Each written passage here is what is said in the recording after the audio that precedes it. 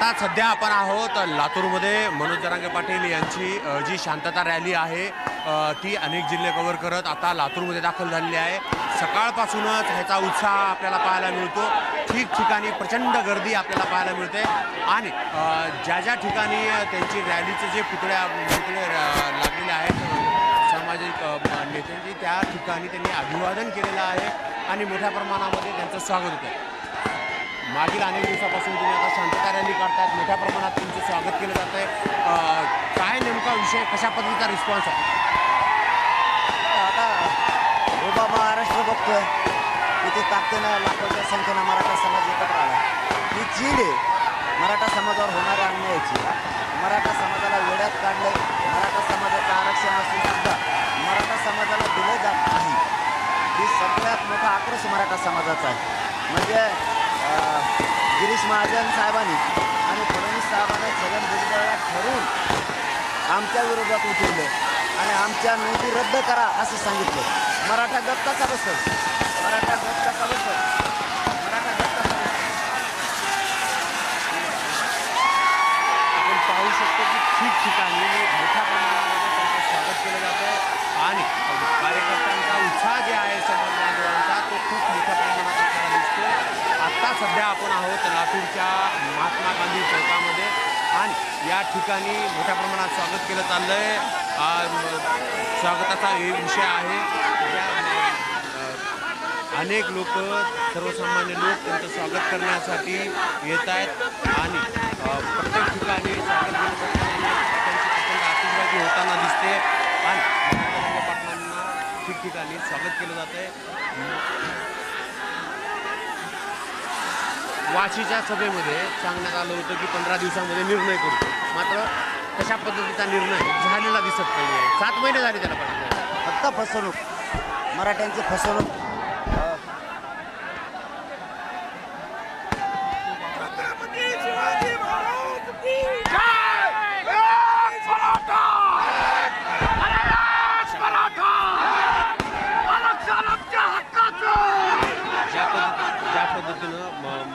नाही, हे फक्त फसवणूक आहे। मराठा समाजाची फसवणूक, धनगर बांधव आम्हालाच शहाणं होणं गरजेचं आहे। गोरगरीब मराठ्याला, गोरगरीब धनगर बांधवांना आम्हालाच शहाणं होणं खूप गरजेचं आहे। कारण हुशारी जर आपण सामान्य ओबीसीने सुद्धा दाखवणं गरजेचं आहे, सामान्य मुस्लिमांनी सुद्धा दाखवणं खूप गरजेचं आहे आता।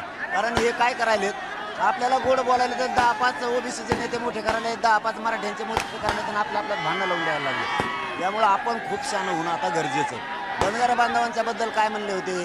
धनगर बांधवांच्या बद्दल काय म्हणले होते? धनगर बांधवांच्या बद्दल काय म्हणले? पहिल्याच कॅबिनेटला धनगर बांधवाला एसटीतून आरक्षण दिलं फडणवीस साहेब। 10 वर्ष उलटून गेले। मराठ्यांना आरक्षण दिलं नाही दिलं। 12 बलुतेदारांचा वेगळा प्रवर्ग, बंजारा बांधवांचा वेगळा प्रवर्ग नाही त्याला करणारच नाही। ते मुस्लिमांच्या आरक्षणाचं असंच वाटलं, गायकवाडी समाजाच्या असंच वाटलं, लिंगायत समाजाचं कार्यक्रम लावला।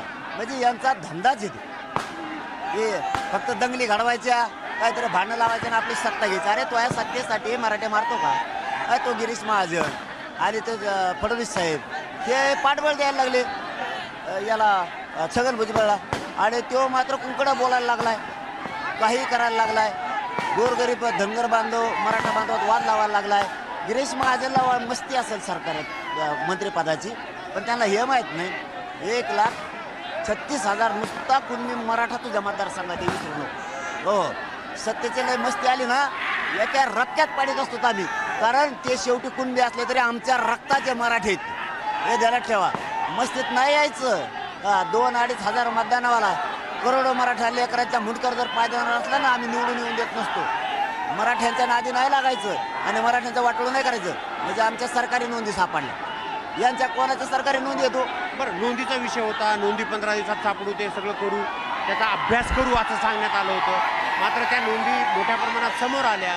मराठा आणि कुणबी एकच आहेत असा अभ्यास करू आणि त्यानंतर त्याचं फायनल करू, प्रूफ गोळा करू, पुरावे गोळा करू असं सांगलं, मात्र पुढं काही झालेलं नाही। द्यायचंच नाही हो, द्यायचंच नाही यांना। बहाणे सांगायचे फक्त, बाकी काय नाही, बाकी काय नाही। फक्त बहाणे करायचे, बाकी काय नाही। आरक्षण देतो म्हणायचं आणि द्यायचं नाही।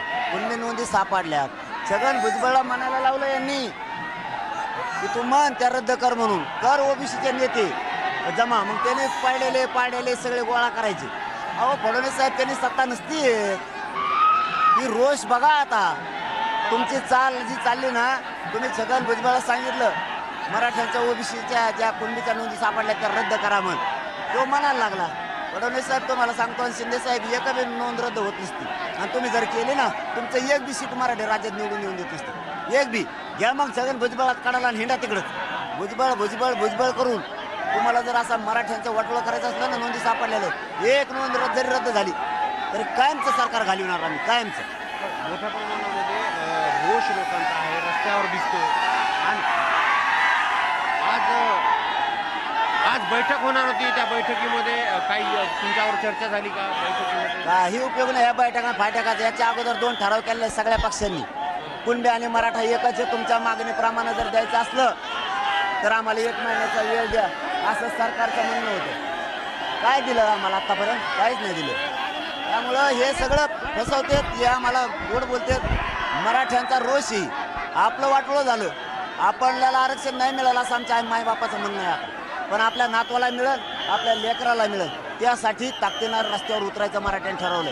मला सरकारनं डावं टाकून संपवायचं ठरवलं, उघडं पाडायचं ठरवलं. समाजाने ठरवलं आपलं लेकरू उघडं पडू द्यायचं नाही. मला कोण आहे दुसरं? समाजच माझा मायबाप आहे, आणि यांच्या लेकरासाठी मी लढतोय. समाज, त्यांना आरक्षण असून ते रस्त्यावर उतरले, हा आमचं रद्द करा म्हणून.